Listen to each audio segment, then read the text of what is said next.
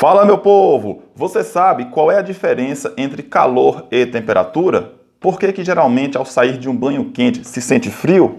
Como que os recipientes de barro, como potes, moringas, filtros, conseguem conservar água a uma temperatura inferior à do ambiente em sua volta? Bom, estas e outras curiosidades serão abordadas neste vídeo. Então, já vai deixando o seu gostei e ajuda esse canal a crescer cada vez mais. Vamos lá?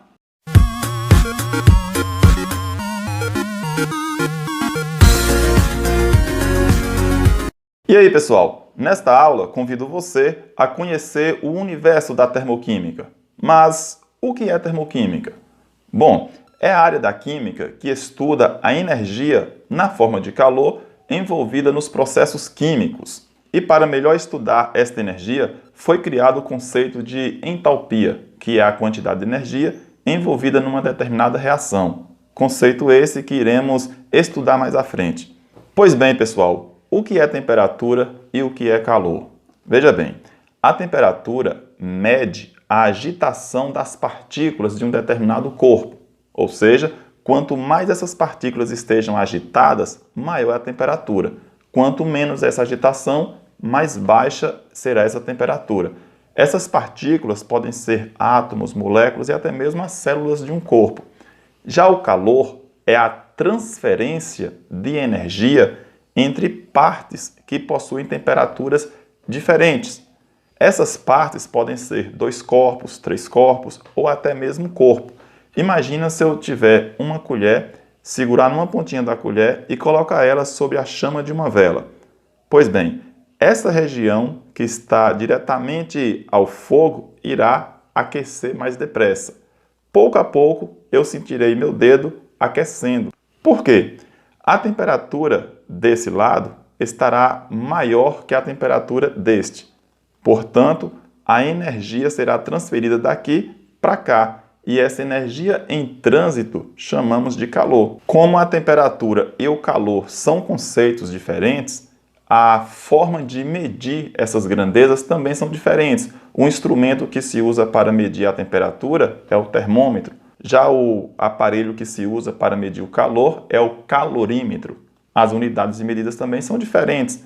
Para medir a temperatura se usa o grau Celsius ou Fahrenheit ou até mesmo Kelvin, no Sistema Internacional de Medidas. Já as unidades de calor são, por exemplo, a caloria e o joule. Lembrando que uma caloria equivale aí a aproximadamente 4,2 joules. Pessoal, se um sistema for constituído de 2 corpos, ambos em temperaturas diferentes, o corpo mais quente transfere energia para o corpo menos quente. Essa transferência ocorre até um determinado ponto em que esses 2 corpos atinjam a mesma temperatura.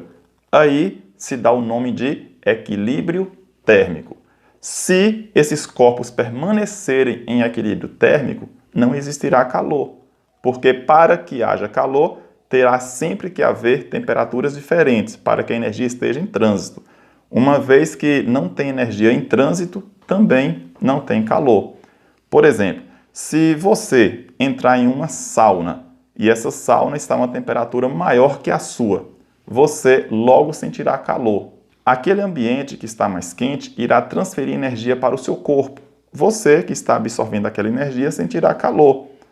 Agora, se você estiver tomando um banho quente e de repente você saia do banheiro repentinamente, é comum que você sinta frio, porque como seu corpo está a uma temperatura maior do que a do ambiente em sua volta, é você que está quente que vai transferir energia para o ambiente externo. E nessa perda de calor, você vai sentir uma sensação diferente que chamamos de frio.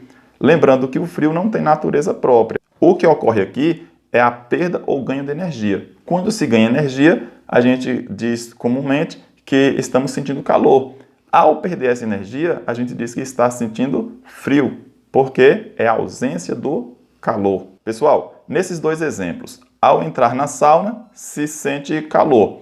Ao sair do banho quente, se sente frio.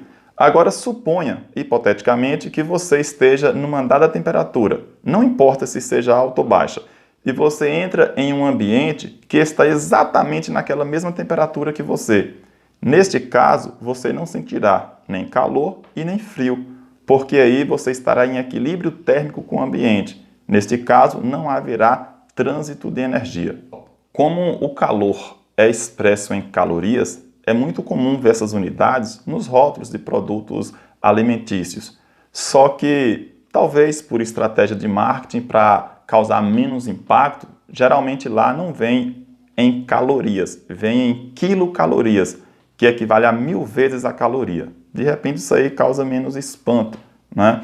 Por exemplo, um hambúrguer de queijo, que tem em média 470 quilocalorias. É menos impactante ver o número 470 do que se viesse 470 mil calorias. Pessoal, para que o nosso organismo consuma toda essa caloria, se a pessoa estiver em repouso, leva-se em média 6 horas e meia.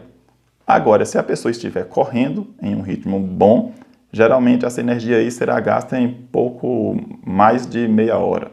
Muitas pessoas interpretam a caloria como um inimigo do nosso corpo, mas não é bem assim. Sem a caloria não teria como a gente existir.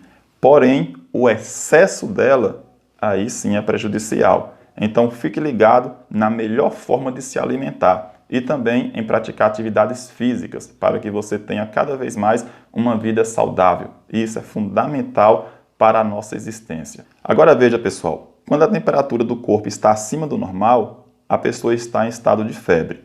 Quando a temperatura está abaixo do normal, é comum dizer que a pessoa está em hipotermia.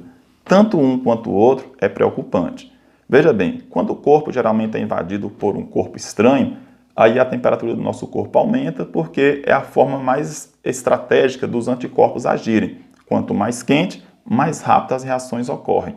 Mas se esses anticorpos não conseguirem deter esse corpo estranho, aí a temperatura do corpo tende a aumentar cada vez mais. Isso aí é um problema gravíssimo, podendo até entrar em colapso e causar a própria morte. Por isso que tem que ter uma interferência de uma medicação. Agora, quando a pessoa está em hipotermia, também é tão grave quanto. Em estado de hipotermia, a pessoa precisa ser aquecida para que essa temperatura volte ao normal. Imagine agora aquele cenário do Titanic, que foi bem exemplificado no filme. Quando o navio naufragou, as pessoas caíram ali naquela água gelada e muitos morreram afogados, mas alguns se agarraram a peças do navio que ainda boiava ali pela água. Só que, enquanto muitos estavam agarrados naquela peça, o corpo imerso na água, essas pessoas começaram a ter um abaixamento de temperatura corporal, o que se classifica como hipotermia. Agora imagina só, uma pessoa é encontrada em estado de hipotermia. Qual o melhor a se fazer?